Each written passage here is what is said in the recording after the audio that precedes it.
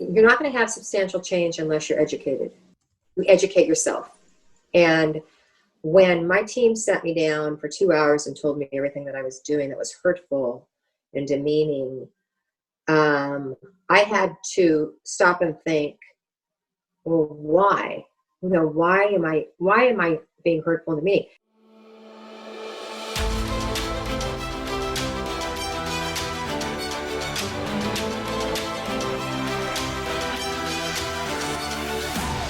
Welcome to the Coaches Club podcast, powered by Transform Sport, where we believe great coaches transform lives, athletes deserve great coaches, and coaches deserve great training. I'm your host, Luke Gromer, and every week we're bringing you conversations with coaches and leaders in sport that will help you grow as an effective teacher and transformational leader so that you and your team can reach your potential.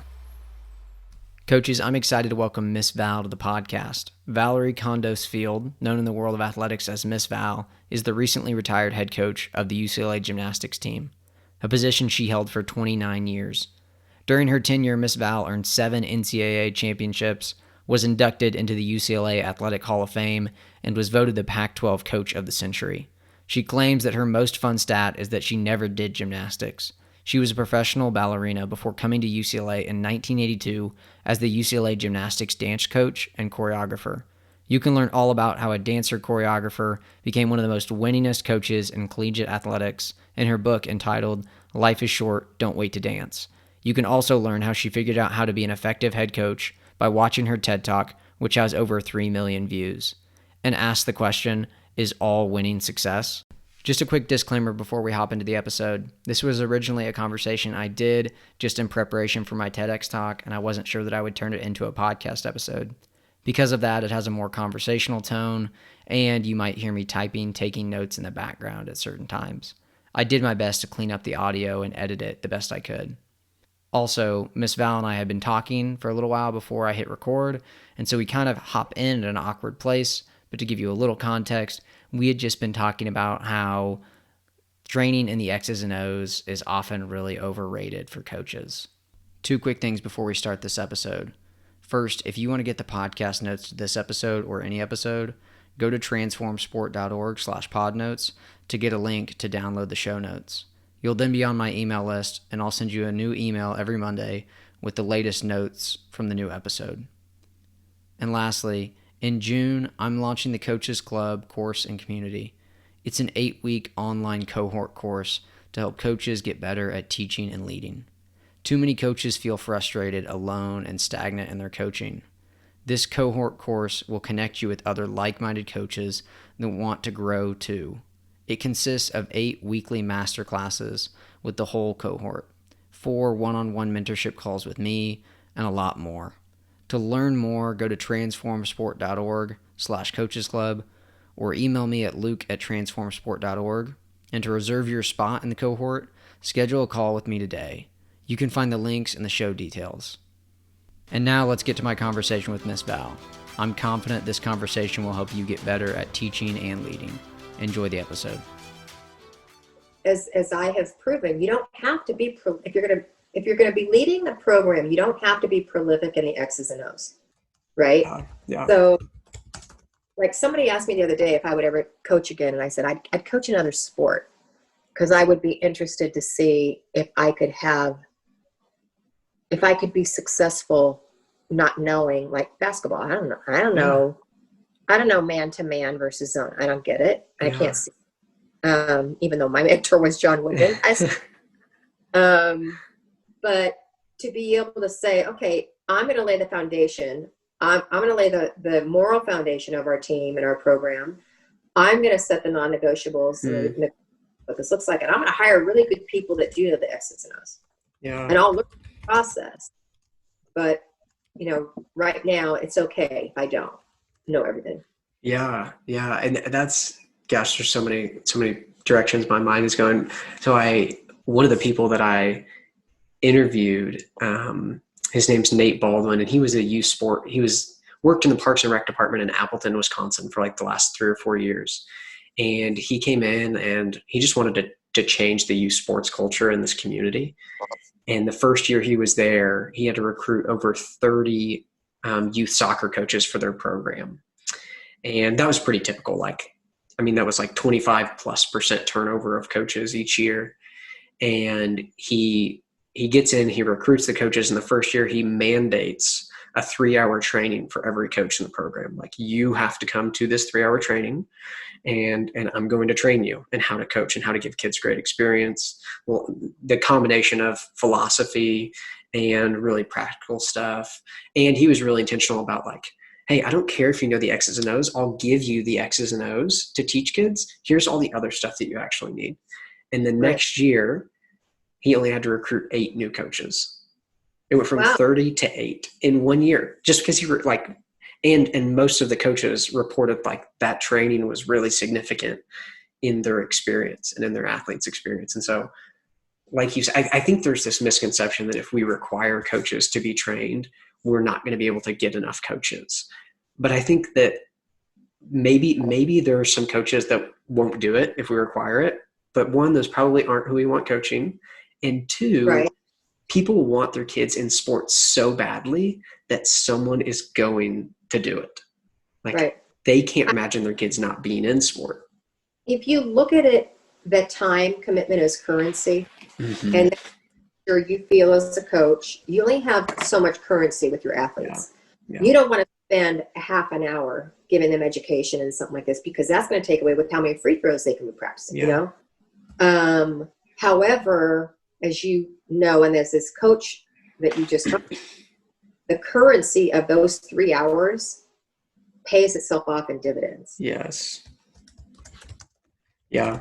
Yeah. The investment in training coaches, one, it pays for itself in all of the non-financial ways of impact. But I mean, I would totally argue too, like financially too, that's like, kids have better experience. They're going to stay in the sport. Like, a lot of these youth sports programs, which the money infiltrating it is a whole nother ball game. But like, it's like, hey, actually, if you spent money making sure your coaches were great, you would have way less turnover with your athletes. You'll actually have kids flocking to your program. Parents won't leave your program because they're going to have awesome experiences. They're going to love their coach, and they're going to stay. They're going to keep playing. Right. Yeah. And in sport now, not just gymnastics, so many coaches are so fearful of holding students accountable. Yeah. And the slightest thing is going to get you turned into safe sport. And that education of where that line is, the difference between accountability and abuse, verbal, you know, to be able to, like you said, it's going to save you money in the long run, because to educate your coaches on the front end is going to, A, keep them around, B, keep you from having a lawsuit on your hands, which is happening all over the place now. And educating, like I told someone the other day, I said, if I had a gym, I would have 3 meetings a year with every single coaching person in my gym, every staff member, and the parents. Mm-hmm. And I would bring in a sports psychologist for one meeting. I would bring in a nutritionist for the next meeting. And then I don't remember what the third one was, but it was just, everybody's got to be on the same page as far as the education, so that and with a sports psychologist, to talk about holding children accountable, teaching them. I mean, that's what a great coach does. But what crosses the line into verbal, mental, or physical abuse? And so when that little Susie comes home and cries, my coach abused me because they called me a name or they were mean to me. Okay, was that really abuse? You know, if they called you a name, maybe, well, what was the name? You know, and it'll just save education. I can't say it enough. Yes. It's going to put everybody's butts. Just, you know. Yeah. Yeah. And so that was actually one of my questions, and you just kind of hit on it. I heard you say that we need to teach coaches how to like hold kids accountable, and what's the line between accountability and abuse or damaging the kids that you're coaching. If you had to say, like, here are the 3 to 5 categories that every coach, every sport, every level, they need to be educated in these things or know how to do these things, to give kids a great experience, what would they be? Just off the top of my head, thinking about it, I would definitely just coaches need to be educated in how children take in information and process information at different stages of their lives. Mm-hmm. Because I feel like so often club coaches will coach a 14 or 15-year-old the same way they will a 7 or 8-year-old. The coach has their way of coaching, whether they're a yeller or whether they're, they overanalyze stuff or whatever, but they coach the same way versus I feel that I know that the children learn differently at different ages, at different times in their lives. And so that's one thing. The second thing is the education for children and their parents on what's happening to your child internally. And so that is from a nutritional standpoint and from a sleep standpoint and from from anything that disrupts those things, such as, like, the hot topic these days is, how do I prevent my child from being a phone addict, a social media addict? And, well, it's the same way that, you don't just let them go to the refrigerator and stock it with all sorts of anything and expect them to make good choices, right? You don't give them a loaded gun. And with social media is, you don't give them a phone and just turn a blind eye. You need to, we need to give our children the tools, and that through education, to want to make better decisions. And so, why do you want to eat this instead of this? Because you know what? That, like, remember, in like an hour and a half into your game, you're gassed. Okay, if you eat that, you're going to be able to get through the workout. Oh, okay. Well, same thing with sleep. Okay, so if you're cranky, you're bitchy, you're moany, you're tired because you're not getting quality sleep. Okay, turn this off. I mean, my athletes would sleep with it on their chest, which is horrible. This is not a lie. This school year, I've had 3+ kids already in October that they've come into my classroom. I've been like, man, you look tired. What time did you go to bed last night? And they'll either tell me they stayed up all night, and when I ask them what they were doing, they say they were just on their phone. Or one of them was like, I woke up at 2 a.m. I was like, well, what'd you do? I got on my phone, couldn't go back to sleep. I was like, what? Right? I'm like, and I'm literally telling you, because, like, you've got to get 8 hours of sleep. Like, do it. It'll change your life. It will literally change your life if you just sleep. And one of them has, like, kind of started to sleep a little more. And I've noticed, like, hey, you look like you got some sleep. He's like, yeah, I feel kind of different. It's like, I told you, like, it will change your life. Stop. Like, but, like, to your point, we've got to equip kids with the knowledge, one, about that. And then two, parents have got to know, like, hey, like, don't let your kids sleep with their phone in their room. Like, and the behavior. Yes. And their brains literally are not developed enough to make a great decision about their sleep habits and when to put their phone away. Like, yes. So I totally agree with everything you were saying there. It's a very simple discussion with the education. Like, when I go talk to college kids and I go, and we'll have that same conversation about this. And I'll say, okay, just so for sleep, this is not Miss Val talking to you. This is the research. The reason you need 8 hours of sleep is because it takes your body 4 hours to recover and replenish, and your mind does not start using the energy to replenish until the body has. So the first 4 hours is for your body. The second 4 hours is for your mind. So if you're only getting 6 hours of sleep, you're cutting your brain short. And you're expecting to pay attention in class, you're expecting to play well, you're expecting to pay attention to your coach, you're expecting to show up with energy. You can't. You're literally brain dead because you haven't given yourself the proper amount of sleep. Okay, so how am I going to do that? Well, you're not going to do it if this is by your bedside, because it's an addiction. This is cocaine. Okay, So you got to put it somewhere in the bathroom where you can't just reach over and get it. It's, and as our sports psychologists always tell our girls, the phone's not attached to you. You're attached to the phone. It's your choice. Yeah, that's really good.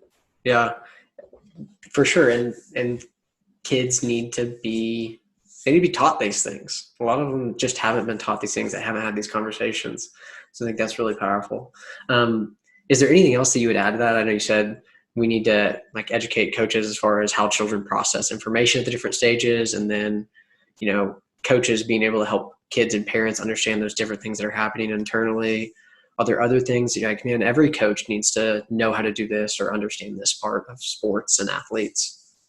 I think every coach needs to sit down and have some quiet time and discern what your why is. Why do you want to coach?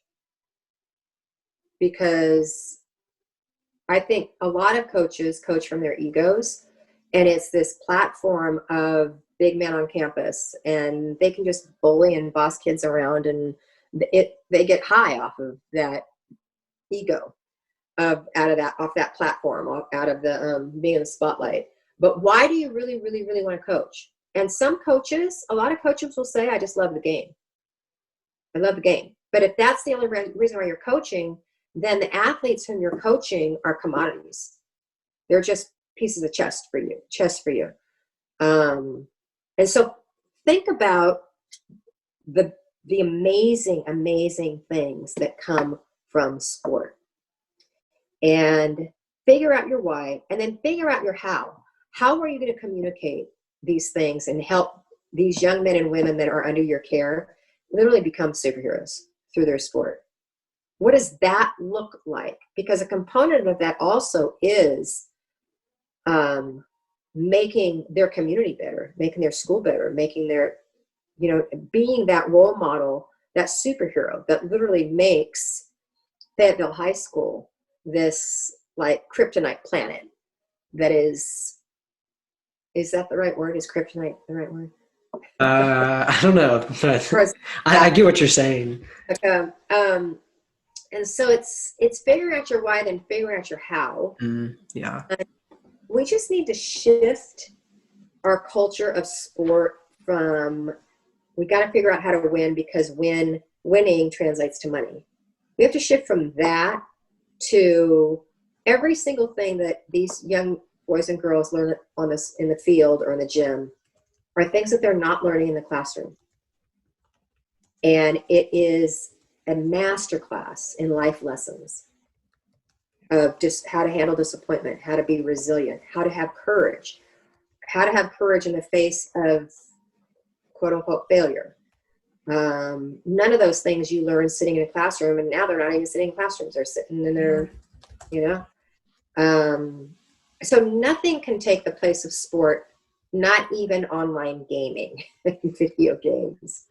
And I've had parents, one of the questions, I'm doing this whole discussion this week on social media, and one of the questions that came in from a parent is, how do I limit my children's screen time without being the bad guy? And it's like, well, give your child the keys to a car and say, go figure out how to drive.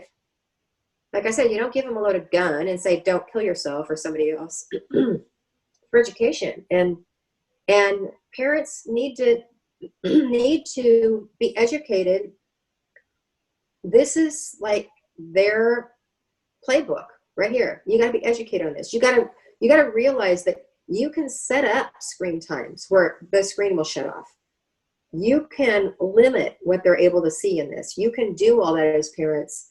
It takes effort. But if you're asking how to not be the big bad wolf, that's how to do it. Yeah, that's really good. I don't know if you have watched it yet. I know it's been really popular, but The Social Dilemma, my wife and I watched it a week or so ago, and we're having conversations. She's also a teacher, so she's got sixth graders. So she's seen like the more beginning of a lot of this in kids' lives when they're, and even, it's even before sixth grade, many of them are getting phones. But so we were just having conversations around that same thing. And in the documentary, one of the guys that they interviewed even suggested, like, have the conversation with your kid and essentially like create a time budget for device time. I don't know if you remember this part of the documentary, but he was like, and if you actually just ask your kids, like, hey, what's a reasonable amount of time for you to spend on your phone? They'll probably give you an answer that you agree with. And if they don't, then you can have a conversation.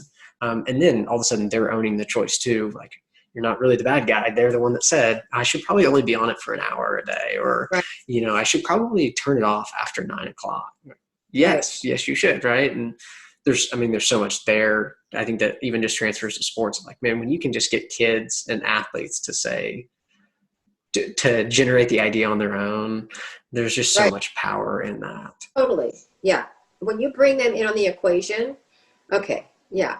Like, and as I'll say to kids all the time, and this is fact, the average male, under like college and under, spends 6 hours a day on their phone, and the average female spends 8 hours a day.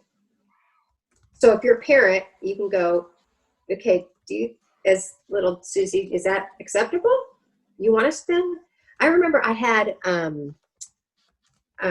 freshman class that we were getting ready for finals, and they were stressed out, exhausted, just couldn't do anything in the gym. So I had the freshman class come in my office, and I said, I heard the stat that girls are on their phones 8 hours a day, cumulative. What do you think about that? And they said, gosh, and I hate to admit it, but probably, yeah, that's true. And then I asked them, I said, okay, how would you feel right now today? Because we're studying for finals, papers are due. How would you be feeling right now if a week ago you had just put yourself on a social media vacation and just said, I'm not going to get back on until after finals? And immediately, all the freshmen just spoke up and said, oh my gosh, I'd be so much less stressed. And I was like, why? And they said, well, first of all, when I'm studying, I would actually be studying better because I wouldn't be checking my phone every time it dings. Second of all, I would be getting more sleep because I wouldn't be checking my phone in the middle of the night. And it's like, it's 100% in your control whether to be less stressed out right now or not.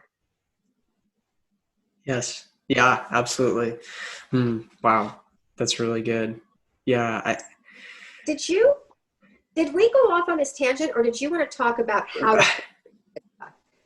No. So I wanted to like talk about coaching and all of these things. Okay. And I also wanted to hear a little bit about your TED Talk experience. This is really good. I want to keep diving into some of these things. I'm just thinking of the next question I want to ask, or where I want to go with it.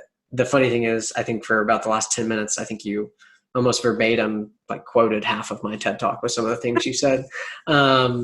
Seriously, I mean, there were some things in there that are just really similar to the points that I want to make in it, that I want to share with coaches. Because I think, like you said, that we've got to help coaches just understand their platform and why they're doing it. And then too, like, okay, here's how you take your why and what it looks like practically. And so that actually is one of the questions I wanted to ask you is, in your talk, you talk about the kind of the come to Jesus moment you had when your players set you down, and this journey that it began for you when you had to redefine success and it changed your coaching. And so I would love to know, first, I would love to know from that meeting, what was that process like for you personally of redefining success? Kind of how did it happen? Like, did you have mentors that guided you? Was it a lot of introspection and reflection?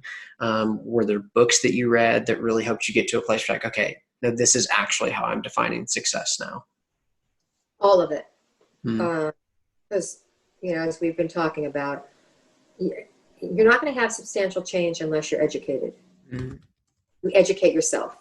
And when my team sat me down for 2 hours and told me everything that I was doing that was hurtful and demeaning, I had to stop and think, well, why? Why am I being hurtful and demeaning? Mainly because of my sarcasm, which I thought was funny. And they were like, yeah, it's not funny. And So that was an education for me, that just because I think something doesn't mean it's getting translated how I'm hoping it's getting translated. And then second of all, I understand very, very clearly that every single thing that we know, we've learned from someone else. And so I started just diving in and devouring leadership books and books on how children develop mentally, emotionally, as well as physically. And to this day, I don't read coaching books as much as I read leadership books. And then we had a great sports psychologist that I just like used as my personal psychologist. And I said, okay, I just had this meeting. It was really humbling. Where do I go from here? And, how do I make a quick, substantial change, like overnight, while understanding that I still have to now relearn a lot of things. And so I had a lot of guidance that way. But I feel like, in any situation, I always think of it like as a gem, as a stone. It's not just it's not just one side or two-sided. Like when the student athletes sat me down, it wasn't their side and my side of the story. It's multifaceted. And so when you look at a situation from only one angle, you're not going to get the whole picture. So if I was going to reestablish my why was I going to coach, and then how I was going to coach, it had to become from a multifaceted perspective of, like you said, the sports psychologist, having the counsel of the student athletes and asking them periodically for feedback, people, whom I really respected and I knew would tell me the truth and not just be a yes person. To this day, as I said, I'm a voracious reader. I just got through teaching a course at UCLA on transformative coaching and leadership, and we studied 10 different coaches, but the underlying book that we used was Brené Brown's Dare to Lead. And at the end of the class, when I did the debrief and asked them, what's one thing that they learned from the class, and these are all student athletes, there were fifth-year student athletes in the class, every one of them said, I was brought up in sport to think of vulnerability and humility as weaknesses, not as strengths. And just how we, that's education, how we're reframing our minds. And so I started doing that after that team meeting.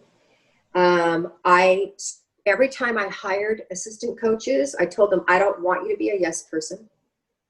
However, I want you to understand, you can tell me anything as long as it is honest and respectful and behind closed doors. Don't ever challenge me in front of the team or in front of other people. And I promise I won't do the same to you. And I remember one of my assistant coaches, Randy Lang, came in my office one day, closed the door, and he just looked at me and goes, why are you being such a bitch? And I loved it because it was honest, was behind closed doors. He wasn't challenging me in front of anyone. And it was just, he wasn't soft pedaling. He was like throwing the proverbial cold water in my face. I was like, and I didn't think I was being a bitch, but obviously my affect, my choices were coming across like I was being a total bitch. I was like, whoa, okay. And I think the important thing, like when my team sat me down to tell me anything I was doing wrong, I remember very quickly thinking, if I was a strong coach, I would say, well, tough, I'm the head coach, my way or the highway, you don't like it, you can leave. And I remember thinking that for a split second and then going, okay, time out. Is my goal to make them miserable? No.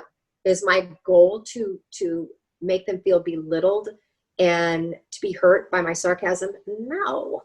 Okay, then you have to change, Valorie. How are you going to do that?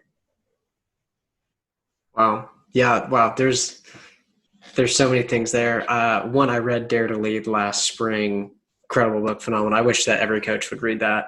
And just to echo what you were just saying and what you said you talk about with those kids in your class, which if you're teaching that class again, please enroll me, is yeah, it's just not sports. It's this whole narrative in our culture that vulnerability is weakness, and Right. that if you ask for help, you're weak.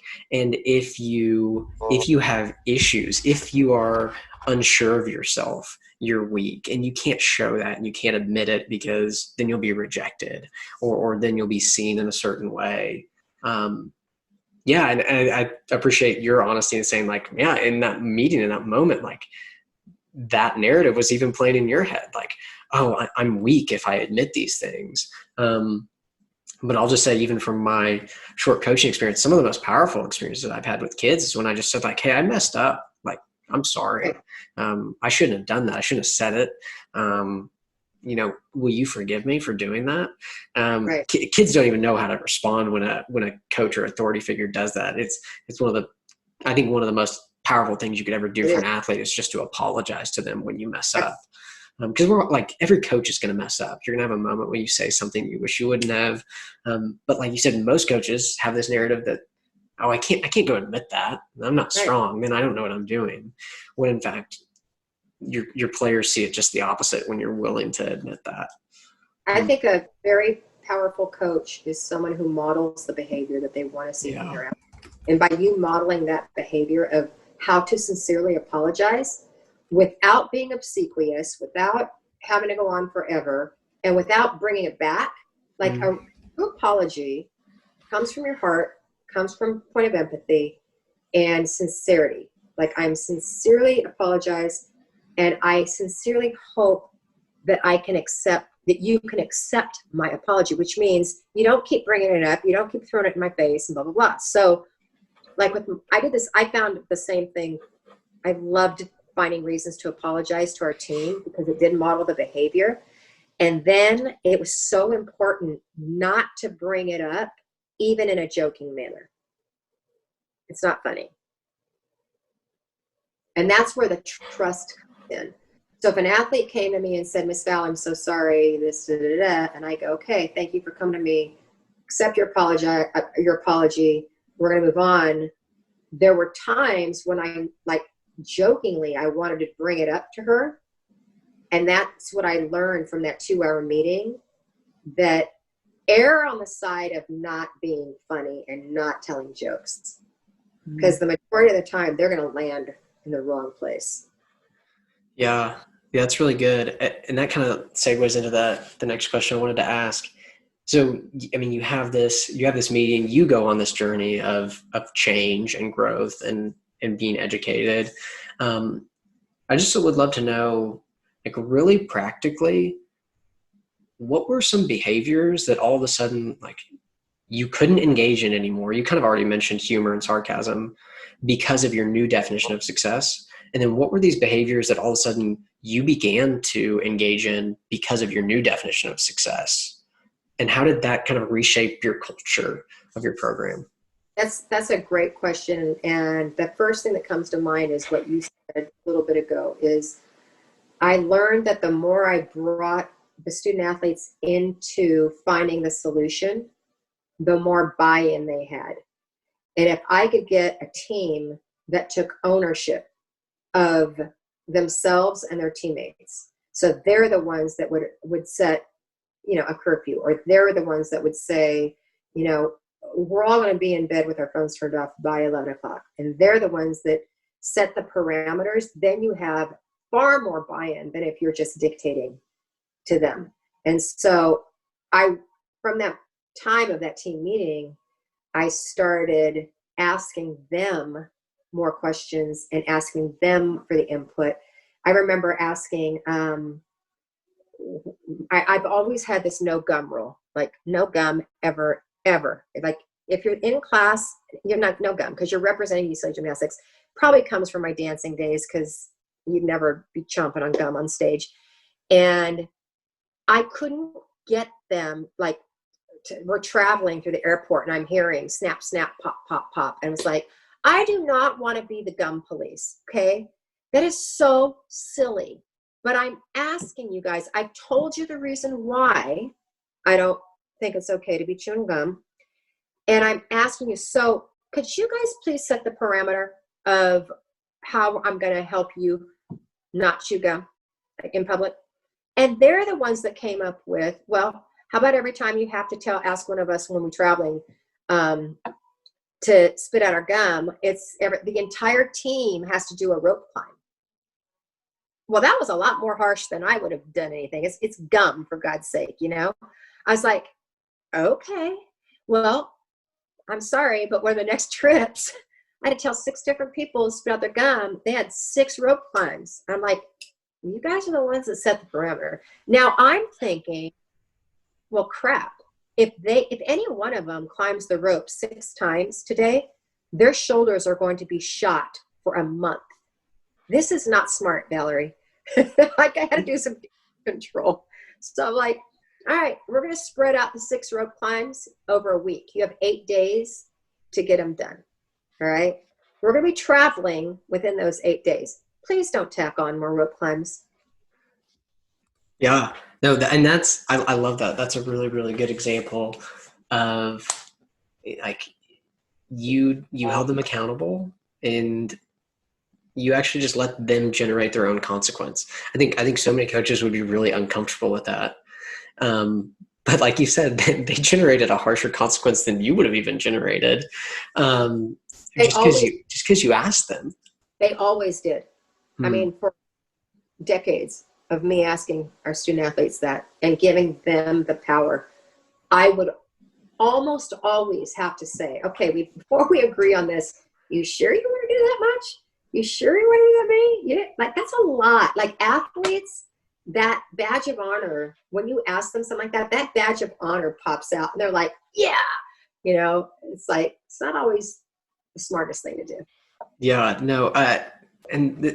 I just kind of thought of this. I would love to hear if you did any of this. Were there any like creative consequences that either they generated or you generated? I know oftentimes it's like coaches can, like, just running your kids or physical, like, that's a whole nother topic of, like, really is the best way to discipline running them or doing physical activity.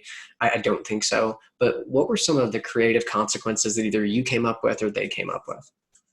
That's a great question. I totally agree with you. And the reason why I didn't like the rope climb for the gum is because I don't like using conditioning as a form of punishment. It's just like, you know, you don't want your kids to have to sit there and think that green peas are bad to eat.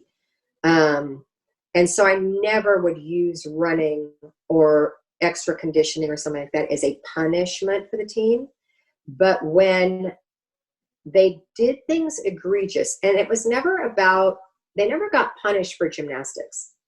It was always for the cracks in the foundation of our moral code, of our moral foundation. And I got this quote unquote punishment from one of our football coaches, that they would have to roll the field.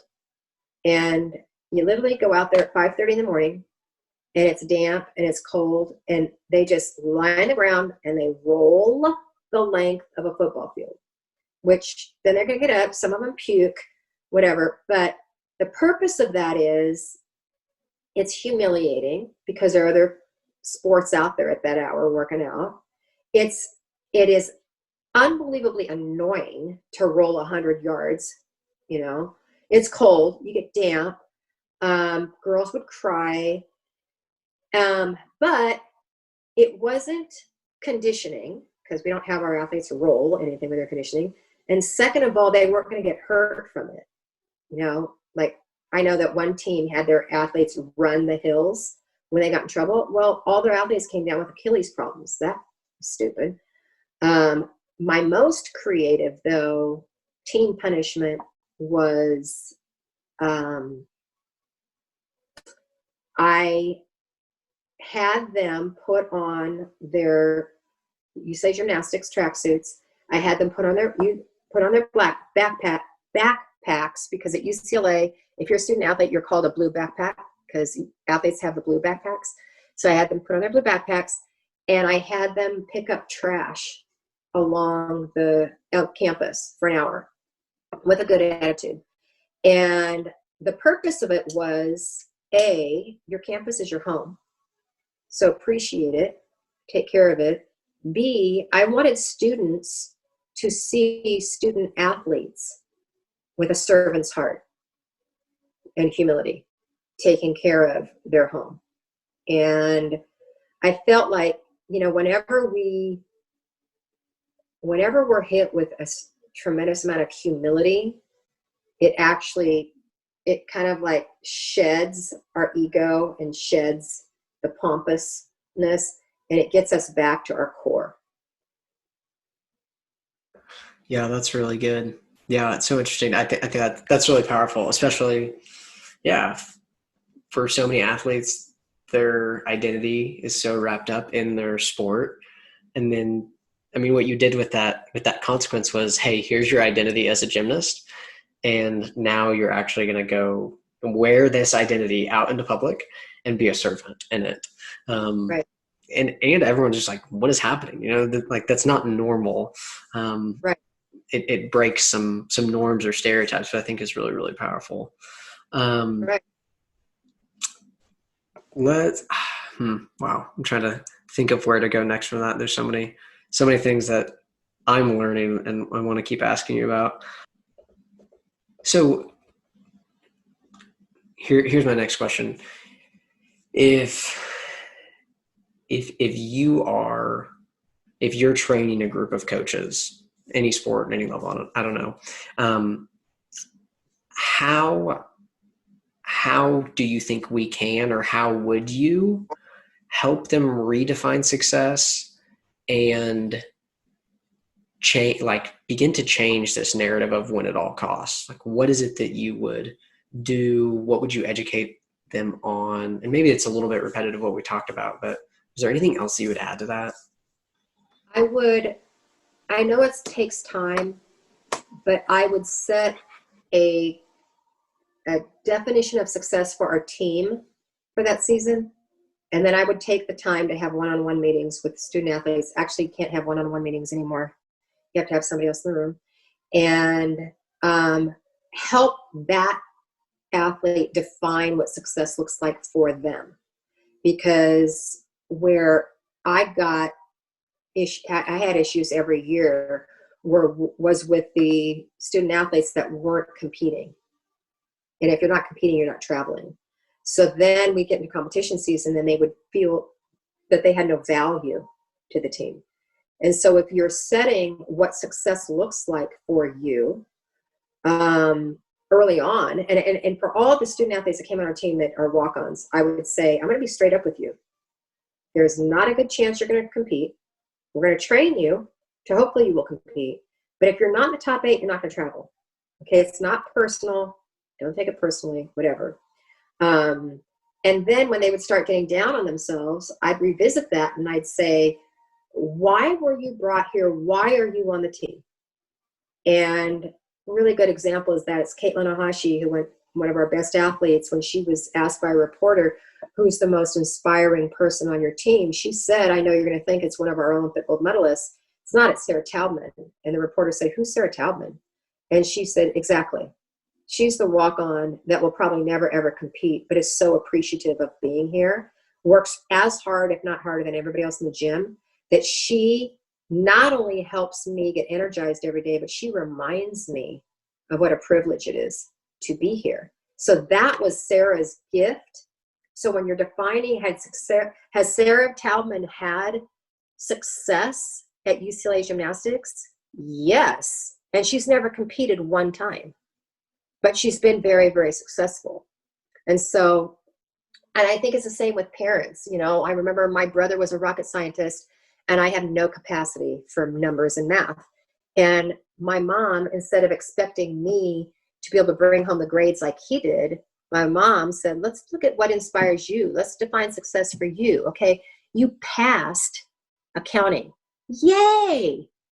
Drop it. It doesn't matter that you only got a D. You passed. Let's move on. But if my brother got a D, that'd be like, he slept through class. So helping kids define what success looks like for them. And then, as I say in my TED Talk, and this is another thing that I learned from that team meeting, was it's so much easier to dictate change, to young people. You have to do this, do it this way, do it my way, and just trust me because I know better than you. Just trust me, okay? But that doesn't produce substantial change. All that produces is compliance. So if you want substantial change, if you want those athletes that aren't getting any sleep to change, to have substantial change, you have to motivate them to want to change. How do you motivate? The first way you motivate is by being thorough in your explanations and your education of why what they're doing is not in their best interest. Yeah, that's really, really good. Yeah, I think that's huge. And like we talked about earlier, it's like, as coaches, you've got to make them think it's their idea and motivate them, help them see like, this is why you need to do it. This is why it's good for you. It's not me here wanting to move the pieces in a chess game so that I can win. This is because I actually want you to grow and to be able to achieve, to be your best. And here's these things that you can do that'll help you get there. I just want you to know about them so that you can make the choices. I think that's, it's so powerful. The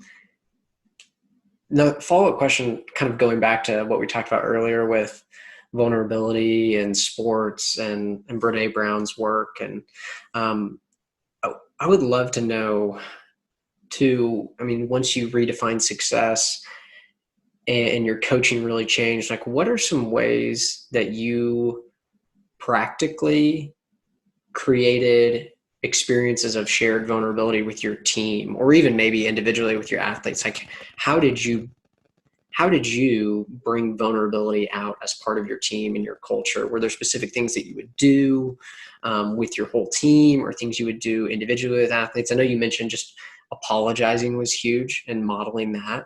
Are there other ways that you kind of broke that narrative for your team and helped them see like, it's okay to be vulnerable here with us? I would always ask them what they heard me say and what they felt about it. So every single day we would line up before workout, and we'd go. I always like to work backwards. So I always say, let's start. Okay, our meet's on Sunday. Okay, this is our goals for the meet are this. Now let's work backwards. It's Tuesday today. So on Friday, we're going to do that. Thursday. So today, this is what we're going to be doing. This is the plan. Do you guys have any questions? And because we had created a safe space for them to be able to ask questions without being ridiculed or without being put down or without being me jumping all over them for questioning me or questioning the plan, they had a safe space, and they would all tell you, as long as you say something respectfully and honestly, you can say anything you want. So I would encourage them, if I said, so does anybody have any questions about what we're doing today? And if I saw someone roll their eyes or whatever, I'd just say, okay, Luke, what's up? Do you not like the plan? Do you think we should do something different? And more times than not, that person would say what's on their mind. And, we went really hard yesterday, Miss Val. Our legs are shot. If we go hard today, I'm worried someone's going to get injured, and we're going to be even more worthless tomorrow. And then I would be able to, and every single time somebody brought something up, I would never, ever dismiss it, because I had so much respect for their courage in speaking up that it would be a response, something like, all right, okay, good point. I'm going to go back, talk about it with coaches while you guys warm up. We're going to reconvene right after warm up. And then if it was something like, no, they really needed to do that workout today, what the girl brought up, then you revisit it and you just empower them that what they said was of value to the team, and to explain why we're going to keep doing it this way. And like in that instance, to be able to say, we know your legs are going to be more shot after today, but keep in mind, we're giving you tomorrow off. And 9 times out of 10, they go, oh, well, you never told us we're going to give us tomorrow off, or something like that. It's like, okay, my bad. I gotcha. So having that open dialogue and open communication. And what I found was, if I built trust amongst the team throughout the majority of the year, the times that I had to dictate and say, like, I remember even it's as simple as we're at the airport and I hear they changed the gate and they're going to be closing the gate within 3 minutes. Those times, because I had built the trust for me to be able to say, guys, now get your bags, move, gate B12, I'll explain later, go now. They don't even have to understand why. It's just you've built the trust.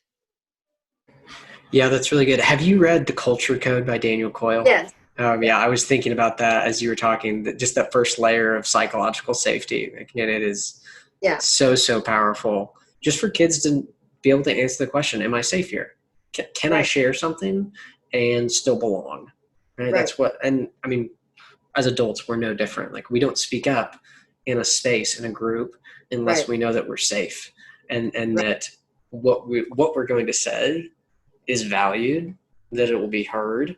Because I mean, I remember playing on a team as a high schooler where we didn't feel like the coach heard us. Like, we tried. We were like, hey, this isn't working. Can we change? And it just wasn't received. It wasn't received at all. It wasn't heard. And it was frustrating. And so people stopped sharing, right? And then there's no connection. And teams that aren't connected usually stink. So one of the coaches that we studied in the class I taught was Bobby Knight. And we had Steve Alford, who used to be our head coach at UCLA, played for about 6 years. I had him come on the last hour of the class. And it was great to hear him talk about why he chose to play for Bobby Knight for so many years, what he learned playing for Bobby Knight, and the most impactful thing he learned from a human component was how to be able to take information in as a sieve, where you capture the essence and the important stuff, but all the other junk just drops through, versus a sponge where you just take everything in, including how the information is being disseminated to you. And he said, I got really good at understanding that his words, his profanity, his volume, that was about him. It wasn't about me. And so he said, when he would be screaming at me about something, I could take in the correction of what he wanted me to do differently on the court without taking it personally. Yeah. Yeah, that's that's crazy to hear a former player of someone like Bobby Knight be able to say that. Because when you read the greatest season or the last season, whatever it's called, of his book, literally within like the third page, you've got Isaiah Thomas saying, okay, fine, we won a lot, at what cost? Yeah. Yes. Yeah. And that's why I'm so passionate about this topic, is because there's still some narratives in sports and our culture that's okay. That, you know, and yes, a guy like Steve Alford was able to really disassociate from the experience. I would say, like, I mean, psychologically, he's like, all right, I'm blocking everything that I should probably be feeling just so I can get the information and perform. Like, some people will learn to adapt to do that, but I mean, at what cost to so many other kids and athletes of, I mean, what that does to you as a person. You're not safe. You don't feel safe in that environment where you're berated and belittled and torn down. And so you have to compensate in a way of like, all right, I'll shut down part of my brain just so I can hear this little piece and then go perform. That psychological safety is so huge. What are some of the other coaches that you studied in that class? We started off with Phil Knight. No, not Phil Knight. He's Nike. Phil Jackson. Yeah. And I didn't even know The Last Dance was coming out, so it was perfect. And I had our sports psychologist that had actually been the sports psychologist for the Lakers when Phil was coaching. He was our guest that day. Then the very next week, we studied Bobby Knight, and then Pat Summitt. And then 1 week we studied Belichick and Saban together because they're basically the same person. We studied Sue Enquist, who was our softball coach, who you would love to speak with. We studied Tony Dungy, Coach Wooden, myself. They read my book. And then I don't remember who else. But they had to compare and contrast as we went on. They had to compare and contrast. And one thing that they came up with that was a really great philosophical question was, Bobby Knight had a tremendous amount of success. Bobby Knight, Saban, Pat Summitt, these yellers, these screamers, and players went to them knowing how they were going to be treated. So it wasn't a surprise. And the acknowledgement that Bobby Knight would not have been successful if society and his administration told him he had to act like John Wooden. And Coach Wooden would not have been successful if he had to be a yeller and a screamer, nor would Tony Dungy. I mean, who in their right mind would think that all of the zen that Phil Jackson brought to his team would actually work, And so one of the commonalities that they found in studying all these coaches was you really have to be true to yourself. You have to know who you are. You have to know your how are you going to disseminate it? And what is the line? Like, we live in an era now, thankfully, where what is that line that a Bobby Knight would have crossed? Because it's one thing to say, to use profanity in a way that's not personal. It's another thing to attach it to you. Yeah, absolutely. Have you read Getting to Us by Seth Davis? Uh-uh. I think you would really enjoy that book. He goes through 10 coaches in the book and just tries to answer how are these coaches so successful at getting a bunch of me's to us? How do they get their team from a bunch of individuals to a cohesive unit? And his acronym is PEAK, persistence, empathy, authenticity, and I'm blank. The K might be kindness. I can't remember what it is. But yeah, I was thinking of that when you were talking about, these coaches, like they wouldn't have been successful unless they were themselves. That authenticity is actually a huge piece of coaching, and being successful in coaching is being authentic and being true to yourself. I think the part that I personally struggle with in that is like, well, yeah, I get it. Maybe Bobby Knight was authentically himself, but gosh, it was still so damaging for kids, and so again, like, where's that line of like, oh, this is okay and this is not okay? I think the line is drawn particularly when it becomes personal. And I write a instance in my book. I had an athlete, it was about gum again, and we went to a meet, we did horribly. So I'm pissed off as it is and embarrassed and the whole bit. We're in the locker room and I hear gum snapping. And I turned to her and I said, spit the gum out of your fucking mouth. Which I regretted as soon as it came out of my mouth. And then later, when I apologized to her, the truth of it was I wasn't really apologizing for using the F word. I put the F word in the wrong place. I should have said, spit the effing gum out of your mouth, not spit the gum out of your effing mouth. And so I made it personal. And, even when kids came to me and I recruited them, just along the line of profanity and all that, I told them and their parents, I said, you know what? I believe there's a difference between profanity and vulgarity. Vulgarity are just words that we've assigned stuff to that have a range from not that obtrusive to really, really, really gross, But profanity has to do with profane. God, Jesus, Muhammad, whatever deity, that's never okay. And I told them, I said, if your daughter's going to get upset if she hears a vulgar word periodically, then this probably isn't the place for her. But please understand, it's not, in my opinion, profanity. I'm not taking God's name in vain. I'm not taking it. So. Coaches, thanks for listening to this episode, and thanks again to Miss Val for coming onto the podcast. If you enjoyed this episode or found it valuable, please take a minute to rate, review, and subscribe to the Coaches Club podcast wherever you listen. and give us a shout out on Twitter at coachesclub_.